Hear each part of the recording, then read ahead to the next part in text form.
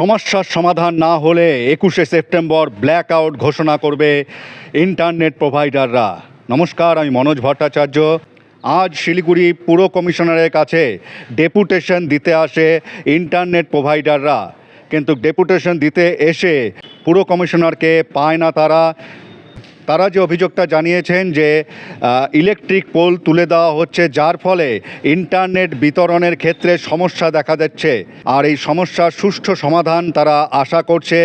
তারা কি দাবি করছে শুনে নিন। আমরা এখানে কমিশনার সাহেবকে মিলে একটা ডেপুটেশন দিতে আসছিলাম, কিন্তু এর আগেও আমরা 3-4 দিন আগে আমি জানিয়ে গেছিলাম। আমরা আজকে আমরা ডেপুটেশনটা দিব, কিন্তু আজকে উনি এখানে উপলব্ধ নেই। তার আগেও একবার আমরা আসছিলাম, তখনও ওনার সঙ্গে আমাদের দেখা হয়নি। তো উনি আমাদেরকে সহযোগ করছেন না। অ্যাকচুয়ালি কী হচ্ছে, ওনারা পোল তুলে নিচ্ছেন, ইলেকট্রিক পোলটা তুলে নিলে আমরা ইন্টারনেট ডিস্ট্রিবিউশন করতে পারছি না।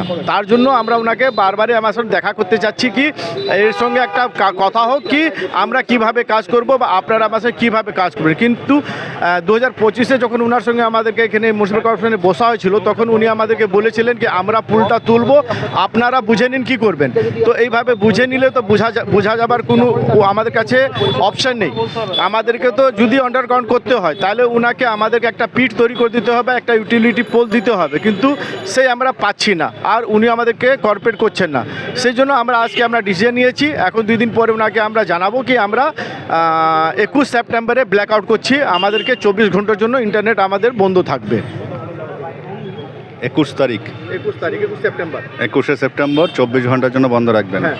আচ্ছা, তা আলোচনার টেবিলে কি বসা হয়েছে এর আগে? আমরা চাচ্ছি যে 21 তারিখ আমরা একটা ডিসিশন নিয়েছি।